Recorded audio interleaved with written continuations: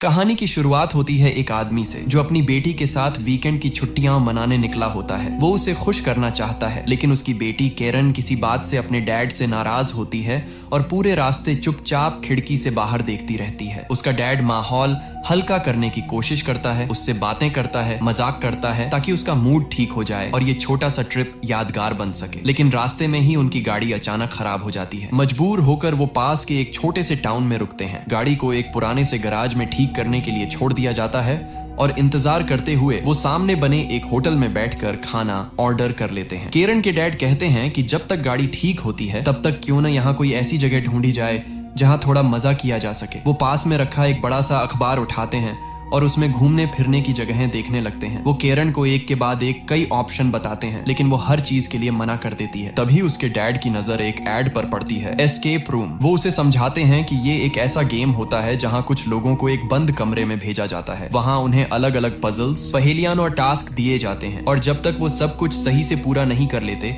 तब तक उन्हें बाहर निकलने नहीं दिया जाता। ये सुनते ही केरन की आंखों में हल्की सी चमक आ जाती है। वो कहती है कि उसके दोस्तों ने भी ऐसा गेम खेला है और उन्हें बहुत मजा आया था, इसलिए वो भी ट्राई करना चाहती है। उसके डैड तुरंत वेटरस को बुलाते हैं और एस्केप रूम के बारे में पूछते हैं। वेटरस एक पल के लिए गंभीर हो जाती है और कहती है, वहां मत जाइए, जो भी वहां गया है वो वापस नहीं आया। ये सुनकर दोनों एक दूसरे की तरफ घबरा कर देखते हैं। माहौल अचानक भारी हो जाता है। फिर अगले ही पल वेटरस हंस पड़ती है और कहती है कि वो मजाक कर रही थी, वहां बहुत मजा आता है और लोग एंजॉय करते हैं। ये सुनकर दोनों थोड़ा रिलैक्स हो जाते हैं और एस्केप रूम जाने का फैसला कर लेते हैं। इसी बीच केरन वॉशरूम जाती है क्योंकि उसके कपड़ों पर कुछ गिर गया होता है। जैसे ही वो अंदर जाती है अचानक लाइट्स झपकने लगती हैं। पूरा वॉशरूम एक अजीब सी खामोशी में डूब जाता है। तभी उसे बगल वाले केबिन से कुछ अजीब सी आवाजें सुनाई देती हैं, जैसे कोई अंदर से दरवाजा खोलने की कोशिश कर रहा हो। केरन का दिल जोर जोर से धड़कने लगता है। डर के मारे वो धीरे धीरे उस केबिन की तरफ बढ़ती है और दरवाजा खोलने ही वाली होती है कि उसी वक्त उसी केबिन से वेटरस बाहर निकल आती है। अगले ही पल केरन के डैड उसे आवाज लगाते हैं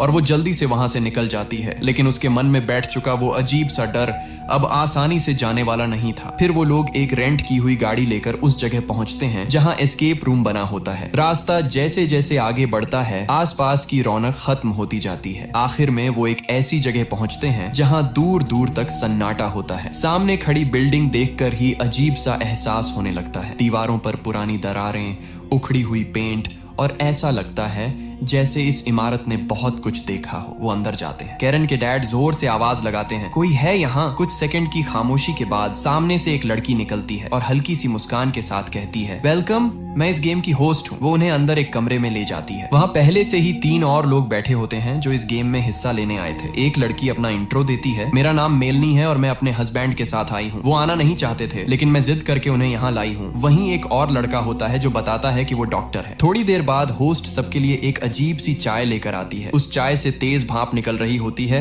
और उसकी खुशबू भी कुछ अलग सी होती है। केरन के डैड को इसमें कुछ ठीक नहीं लगता, इसलिए वो पहले सोचते हैं और केरन को भी पीने से रोक देते हैं। लेकिन जब देखते हैं कि बाकी सब आराम से पी रहे हैं तो आखिरकार वो भी पी लेते हैं। इसके बाद होस्ट कुछ एग्रीमेंट पेपर्स उनके सामने रख देती है और साइन करने को कहती है। उसमें लिखा होता है कि ये सब लोग अपनी मर्जी से यहाँ आए हैं और अगर किसी के साथ कोई हादसा होता है तो उसकी जिम्मेदारी खुद उनकी होगी। साइन होते ही वो सबके मोबाइल अपने पास रख लेती है और बताती है कि ये गेम का नियम है, कोई भी बाहर किसी से कांटेक्ट नहीं करेगा और न ही यहाँ की कोई वीडियो बनाएगा। फिर वो प्रोजेक्टर ऑन करती है और एक वीडियो चलाती है। वीडियो में एक इन्वेंटर के बारे में बताया जाता है जो अजीब अजीब एक्सपेरिमेंट करके अलग अलग चीजें बनाता था। उसी ने ये रहस्यमयी घर बनाया था, लेकिन उसके बाद से ही इस घर में अजीब घटनाएं होने लगी। कुछ लोग इस रहस्य को समझने यहाँ आए थे, लेकिन वो सब यहीं फंस गए और फिर ऐसे गायब हुए कि उनका कभी कोई पता नहीं चला। इसके बाद होस्ट उन्हें गेम के नियम समझाती है। हर कमरे का दरवाजा तभी खुलेगा जब उस कमरे की चाबी मिलेगी। हर चाबी उसी कमरे में छुपी होगी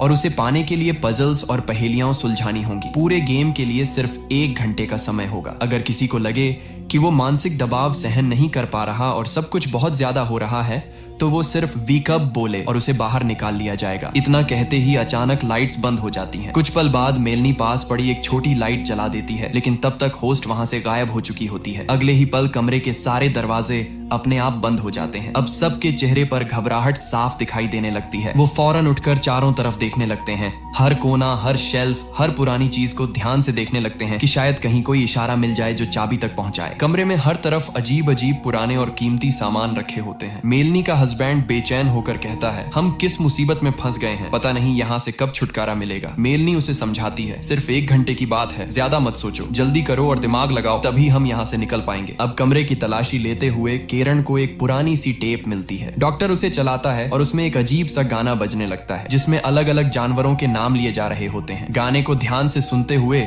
वो सब कमरे में ढूंढना शुरू करते हैं। थोड़ी देर में उन्हें अलग अलग जानवरों के मास्क मिलते हैं। केरन गाने में बताए गए क्रम के हिसाब से उन मास्क को अलग अलग जगहों पर सजाती है। जैसे ही आखिरी मास्क अपनी सही जगह पर रखा जाता है, दीवार में बनी एक छोटी सी खिड़की अपने आप खुल जाती है।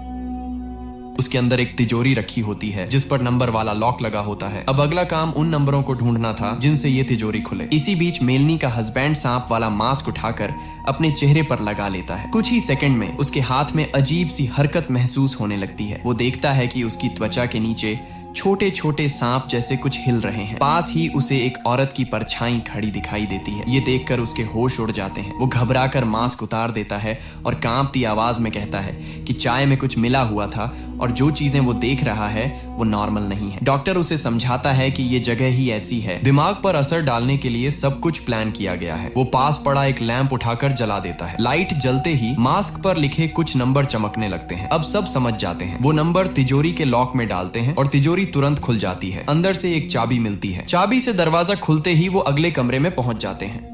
उनके अंदर जाते ही पीछे का दरवाजा अपने आप बंद हो जाता है। दीवार पर लगे टाइमर से पता चलता है कि अब उनके पास सिर्फ 50 मिनट बचे हैं। ये कमरा पहले से भी ज्यादा अजीब होता है। हर तरफ घड़ियां रखी होती हैं और कुछ अनजान सी मशीनें लगी होती हैं जिनकी आवाजें माहौल को और डरावना बना देती हैं। मेलनी एक बड़े से पुराने फोन को उठाती है और जैसे ही बात करने लगती है उसे फोन में अपनी ही आवाज सुनाई देने लगती है। वो सबको बताती है कि फोन में वही बोल रही है जो वो खुद कह रही है। फिर फोन की दूसरी तरफ से वही आवाज उससे कहती है कि वो अपने हस्बैंड से बात कराए। पहले तो उसका हस्बैंड मना कर देता है, लेकिन सबके कहने पर वो रिसीवर पकड़ लेता है। दूसरी तरफ से आवाज आती है, यहाँ से भाग जाओ, जल्दी निकलो वरना तुम मारे जा सकते हो। ये सुनते ही वो घबरा जाता है। जैसे ही वो फोन नीचे रखने लगता है उसे रिसीवर पर छोटे छोटे कीड़े रेंगते दिखाई देते हैं। अचानक उसके कान से खून निकलने लगता है। डर से उसकी हालत खराब हो जाती है। वो चीख कर कहता है कि अब वो यहाँ नहीं रह सकता। ये सब बर्दाश्त के बाहर है। बाकी लोग उसे समझाने की कोशिश करते हैं कि ये सब उनका दिमाग खराब करने के लिए किया जा रहा है, लेकिन वो किसी की नहीं सुनता। वो दरवाजे पर जाकर जोर जोर से वीक अप चिल्लाने लगता है। कुछ ही सेकंड में दरवाजा खुलता है और उसे बाहर निकाल दिया जाता है। दरवाजा फिर से अपने आप बंद हो जाता है। उसके जाने के बाद डॉक्टर कहता है कि उसे भी ये जगह ठीक नहीं लग रही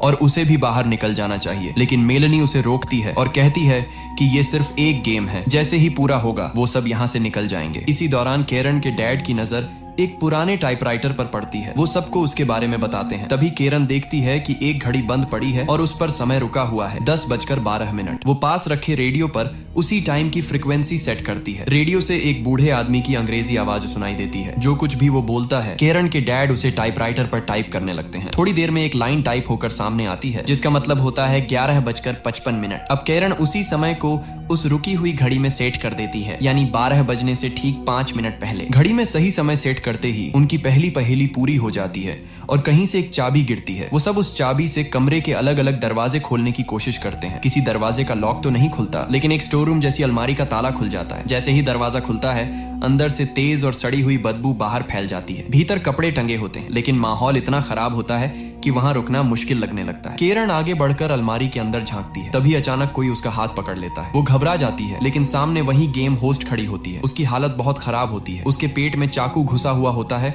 और खून बह रहा होता है। कांपती आवाज में वो बताती है कि वो इन्वेंटर इस घर में घुस आया है। वो पागल है और किसी के साथ भी कुछ भी कर सकता है। वो केरन से कहती है कि जल्दी से फाइनल मास्टर चाबी ढूंढो और यहाँ से निकल जाओ, वरना सबके साथ बहुत बुरा होगा। उसकी बात पूरी होते ही अलमारी का दरवाजा फिर से अपने आप बंद हो जाता है। ये सब देखकर बाकी लोग घबरा जाते हैं, लेकिन मेलनी इसे हल्के में लेती है। वो कहती है कि ये सब एक्टिंग है और ये भी गेम का ही हिस्सा है। वो तारीफ करते हुए कहती है कि क्या कमाल की परफॉर्मेंस है। ये सुनकर केरन के डैड का गुस्सा फूट पड़ता है। वो कहते हैं कि ये एक्टिंग नहीं थी, सब कुछ बिल्कुल असली लग रहा था और अब वो ये खेल यहीं खत्म करना चाहते हैं। वो जोर जोर से दरवाजा पीटते हैं और बाहर निकालने के लिए आवाज लगाते हैं। मेलनी उन्हें रोकने की कोशिश करती है लेकिन कोई फायदा नहीं होता, कोई दरवाजा नहीं खुलता। अब सबको समझ आ जाता है कि वो सच में फंस चुके हैं। वो इन्वेंटर सच में इस घर में है जिसने पहले होस्ट पर हमला किया और अब शायद वो इनके पीछे भी है। थोड़ी देर बाद उन्हें एहसास होता है कि इस कमरे से निकलने के लिए कोई चाबी नहीं है। बाहर जाने का सिर्फ एक ही रास्ता बचा है, दरवाजे के ऊपर बनी एक छोटी सी खिड़की जैसी जगह। वहां से निकलने के लिए किसी का बहुत पतला और फुर्तीला होना जरूरी था। ये काम सिर्फ केरन कर सकती थी। वो खुद आगे आती है और कहती है कि वो जाएगी। उसके डैड पहले मना करते हैं लेकिन उसकी जिद के आगे उन्हें मानना पड़ता है। डॉक्टर और उसके डैड की मदद से वो ऊपर चढ़ती है और किसी तरह उस छोटी सी जगह से बाहर निकलकर दूसरी तरफ पहुंच जाती है। दूसरी तरफ पहुंचकर वो वहां लगे सारे दरवाजे खोलने की कोशिश करती है लेकिन सब बंद होते हैं। तभी उसे वहां से किसी लड़की की परछाई गुजरती हुई दिखती है। वही लड़की उसे इशारे से अपने पीछे आने को कहती है। बिना ज्यादा सोचे कैरन उसके पीछे चल पड़ती है। दूसरी तरफ खड़े उसके डैड अपनी बेटी को आवाज लगाते रहते हैं लेकिन जब उसे कोई जवाब नहीं मिलता तो वो घबरा जाते हैं। आखिरकार वो एक भारी लकड़ी की चीज से दरवाजा तोड़ने की कोशिश करते हैं लेकिन यहाँ के दरवाजे इतने मजबूत होते हैं कि वो हिलते तक नहीं। उधर वो रहस्यमयी लड़की केरन को एक अंधेरे कमरे में ले जाती है। जैसे ही वो अंदर कदम रखती है दरवाजा अपने आप बंद हो जाता है। उसी पल जिस कमरे में केरन के डैड, मेलनी और डॉक्टर खड़े होते हैं उसका दरवाजा खुल जाता है। अब सबको समझ आने लगता है कि ये पूरा घर आपस में जुड़ा हुआ है। एक दरवाजा बंद होता है तो कहीं ना कहीं दूसरा खुल जाता है। वो लड़की लगातार केरन को अपने पीछे आने का इशारा करती रहती है, डरते हुए, लेकिन मजबूर होकर केरन उसके पीछे चलती रहती है। वो उसे एक बहुत ही अजीब सी जगह पर ले जाती है जो किसी पुरानी लैब जैसी लगती है। वहां चारों तरफ एक्सपेरिमेंट से जुड़ी अजीब मशीनें और टूटे हुए उपकरण पड़े होते हैं। उसी अंधेरे में एक आवाज गूंजती है, मास्टर की ढूंढो। केरन डरते हुए आसपास देखने लगती है। तभी उसकी नजर एक लाश पर पड़ती है जिस पर कपड़ा डाला होता है, जैसे उसे किसी प्रयोग के लिए रखा गया हो। जैसे ही वो कपड़ा हटाती है सामने का मंजर देखकर उसकी चीख निकल जाती है। लाश की हालत इतनी खराब होती है कि उसे देखकर किसी के भी रोंगटे खड़े हो जाएं। इधर दूसरी तरफ केरन के डैड, मेलनी और डॉक्टर उसे ढूंढते हुए बाहर निकलते हैं लेकिन ये जगह किसी भूल भुलैया से कम नहीं होती। दरवाजे अपने आप खुलते और बंद होते रहते हैं और वो लोग समझ ही नहीं पाते कि किस तरफ जाना सही है। उधर केरन जैसे ही आगे बढ़ती है वो लाश अचानक गायब हो जाती है। जब वो अगले कमरे में पहुंचती है तो वहां एक कंकाल पड़ा होता है। उसी वक्त उसे अजीब और डरावनी आवाजें सुनाई देने लगती हैं, जैसे कोई गुर्रा रहा हो। डर के मारे वो तुरंत अगले कमरे में भाग जाती है और पीछे का दरवाजा बंद कर लेती है। बाहर से कोई जोर जोर से दरवाजा पीटने लगता है। डर से कांपती हुई केरन दीवार में बनी एक छोटी सी जगह में छुप जाती है जहां आम तौर पर लाशें रखी जाती थीं। कुछ ही पल में वो डरावनी आवाज वाला इंसान भी कमरे के अंदर आ जाता है। उधर जहां केरन के डैड, मेलनी और डॉक्टर होते हैं वहां का एक दरवाजा अचानक खुल जाता है और वो लोग अंदर चले जाते हैं। उनके अंदर जाते ही दरवाजा जोर से बंद हो जाता है। कमरे में एक प्रोजेक्टर और दीवार पर लगा टाइमर होता है। टाइमर देखकर पता चलता है कि अब उनके पास सिर्फ 35 मिनट बचे हैं, यानी गेम अब भी चल रही होती है। केरन के डैड गुस्से में आकर प्रोजेक्टर बंद कर देते हैं और कहते हैं कि उन्हें कोई गेम नहीं खेलनी, उनकी बेटी खो गई है और उन्हें उसे ढूंढना है। उधर केरन पर एक साथ दो खतरे मंडरा रहे होते हैं। एक तो वो जिस जगह छुपी होती है उसके पास ही एक लाश पड़ी होती है और उसी कमरे में वो डरावना इंसान भी आ चुका होता है और तभी हालात और भी भयानक हो जाते हैं। वो लाश अचानक हिलने लगती है जैसे उसमें जान आ गई हो। डर के मारे केरन की हालत बिगड़ने लगती है और उसे चक्कर सा आने लगता है। इधर डॉक्टर को एक नंबर वाला बॉक्स मिल जाता है। इसका मतलब साफ होता है कि इस बॉक्स को खोलने के लिए उन्हें इस कमरे में छुपे हुए नंबर ढूंढने होंगे। केरन के डैड कमरे की तलाशी लेते हुए पास ही बने एक और कमरे में चले जाते हैं। उसी पल उनके पीछे से एक परछाई चुपचाप गुजर जाती है लेकिन उनमें से कोई भी उसे देख नहीं पाता। केरन देखती है कि लाश में सच में जान आ चुकी है। उसका हाथ धीरे धीरे उसकी तरफ बढ़ रहा होता है। डर के मारे उसकी सांस अटकने लगती है। बहुत धीमी आवाज में वो बचाओ बचाओ कहती रहती है जैसे किसी को पुकार रही हो। इधर डॉक्टर लगातार सोच रहा होता है कि उस नंबर वाले बॉक्स के कोड आखिर मिलेंगे कहां से। अचानक उसे याद आता है कि जब वो इस कमरे में आए थे तो छत के पंखे पर कुछ नंबर लिखे हुए थे। उसे शक होता है कि शायद वही नंबर इस बॉक्स के हैं। वो लोग प्रोजेक्टर की रोशनी पंखे पर डालना चाहते हैं ताकि नंबर साफ दिखाई दें, लेकिन प्रोजेक्टर अपनी जगह से हिल नहीं सकता। तभी उनकी नजर पास रखे एक शीशे पर पड़ती है। डॉक्टर को एक तरकीब सूझती है। वो प्रोजेक्टर की रोशनी शीशे पर डालते हैं और उसका रिफ्लेक्शन पंखे पर फेंकते हैं। रोशनी पड़ते ही नंबर साफ दिखाई देने लगते हैं। वो तुरंत वही नंबर बॉक्स में डालते हैं और बॉक्स खुल जाता है। अंदर से एक नई चाबी मिलती है जो अगले कमरे की होती है। उस चाबी से दरवाजा खुलता है और कैरन के डैड और डॉक्टर बाहर निकल जाते हैं, लेकिन मेलनी वहीं रुक जाती है। उसे प्रोजेक्टर में कुछ बहुत अजीब नजर आता है। स्क्रीन पर उसी की वीडियो चल रही होती है। वो देखती है कि वो बार बार घूमकर उसी कमरे में वापस आ रही है, जैसे कोई अदृश्य ताकत उसे यहीं लौटा रही हो। वो इसे पहले तो किसी गड़बड़ी या ग्लिच समझकर नजरअंदाज कर देती है, लेकिन असल में वो टाइम लूप में फंस चुकी होती है। जैसे ही वो बाहर जाने की कोशिश करती है, वो फिर उसी कमरे में लौट आती है। उसके लिए समय वहीं अटक गया होता है। बाहर निकलते ही कैरन के डैड डॉक्टर पर भड़क जाते हैं। वो कहते हैं कि उन्हें इस सब में डॉक्टर का हाथ लग रहा है और वो उस पर शक करने लगते हैं। डॉक्टर भी गुस्से में जवाब देता है कि वो पागल नहीं है और ये सब उसने नहीं किया। उधर टाइम लूप में फंसी मेलनी को अपने हस्बैंड की लाश दिखाई देती है। उसे एहसास हो जाता है कि उसे बाहर निकाला नहीं गया था, बल्कि मार दिया गया था। ये देखकर वो पूरी तरह टूट जाती है। उसी वक्त लाश का हाथ कैरन के बहुत पास पहुंच जाता है। ठीक उसी पल डॉक्टर उस कमरे में आ जाता है और दरवाजा खोलकर कैरन को बाहर खींच लेता है। कैरन बाहर आते ही डर के मारे रो पड़ती है। उसके पीछे दरवाजा फिर से अपने आप बंद हो जाता है। कैरन डॉक्टर से पूछती है कि उसके डैड कहाँ हैं। डॉक्टर कहता है कि उसे नहीं पता। कैरन उसे बताती है कि गेम होस्ट ने कहा था कि इन्वेंटर वापस आ गया है और वो सबको मारना चाहता है। फिर वो सीधा डॉक्टर पर शक करती है और कहती है कि उसे लगता है इन्वेंटर वही है, क्योंकि उस डरावने आदमी के अलावा कोई और नहीं जानता था कि वो उस कमरे में थी। फिर भी डॉक्टर सीधे वहीं आकर उसे बचा लेता है और अकेला आया, उसके डैड को साथ नहीं लाया। डॉक्टर अपनी सफाई में कहता है कि वो उसकी चीख सुनकर आया था और ये सब बस एक गेम है। थोड़ी देर में सब खत्म हो जाएगा और उन्हें बाहर निकाल लिया जाएगा। उधर टाइम लूप में फंसी मेलनी को फिर से फोन की घंटी सुनाई देती है। वो फोन उठाती है और दूसरी तरफ अपनी ही आवाज सुनती है। बिना सोचे वो कहती है, मेरे हस्बैंड से मेरी बात कराओ। और जब दूसरी तरफ उसका हस्बैंड बोलता है तो वो उसे फिर वही चेतावनी देती है कि यहाँ से भाग जाओ वरना तुम्हारे साथ बहुत बुरा होगा। यहाँ सब कुछ दोहराया जा रहा होता है क्योंकि मेलनी टाइम लूप में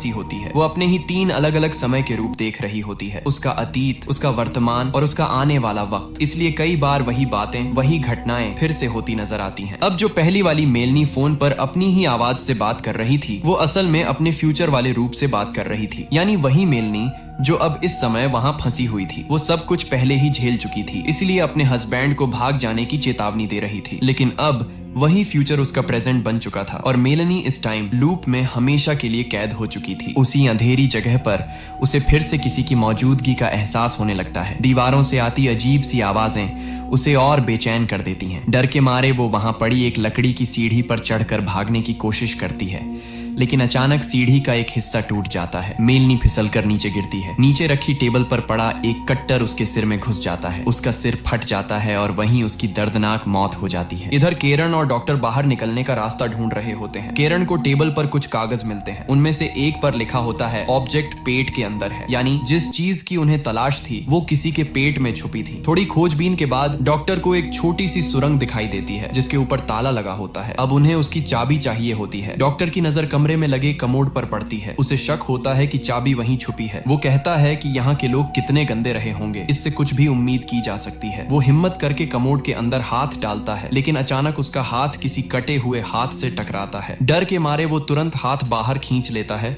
और पीछे हट जाता है। अब कैरन खुद आगे बढ़ती है। वो हिम्मत करके अंदर हाथ डालती है और उस कटे हुए हाथ को बाहर निकालती है। वो देखती है कि वो हाथ नकली होता है। फिर वो दोबारा हाथ डालती है और इस बार उसे चाबी मिल जाती है। वो जल्दी से सुरंग का ताला खोलती है और दोनों तुरंत सुरंग के अंदर घुस जाते हैं, इस उम्मीद में कि यही बाहर जाने का रास्ता होगा। कैरन आगे चल रही होती है और डॉक्टर उसके पीछे। तभी अचानक पीछे से कोई आता है और डॉक्टर पर हमला कर देता है। वो उसे खींचकर अंधेरे में ले जाता है। कुछ ही सेकंड में डॉक्टर की चीखें गूंजने लगती हैं। उसकी आवाजें बता देती हैं कि उसे बेरहमी से मार दिया गया है। अब जो कुछ भी पहले हो चुका था उसका मतलब ये था कि अंदर जो कैरन थी वो असल में बाहर वाली कैरन का बीता हुआ रूप थी और बाहर वाली कैरन के लिए वो सब उसका आने वाला वक्त था जिसे वो पहले ही देख चुकी थी। पिछली बार की तरह इस बार भी बाहर वाली कैरन को उसके डैड की आवाज सुनाई देती है और वो वहां से चली जाती है। उसके बाद दोनों बाप बेटी बाहर निकल आते हैं। बाहर सब कुछ बिल्कुल वैसा ही होता है जैसा पहले था, जैसे कुछ हुआ ही ना हो। होटल से निकलते ही कैरन खुश होकर कहती है, डैड हमारी गाड़ी ठीक हो गई है। दोनों जल्दी से गाड़ी के पास पहुंचते हैं और अंदर बैठ जाते हैं। कैरन के डैड चाबी ढूंढते हैं, लेकिन तभी उनकी नजर गाड़ी के दरवाजे पर पड़ती है। वहां एक नहीं बल्कि कई अजीब तरह के ताले लगे होते हैं। ये आम ताले नहीं होते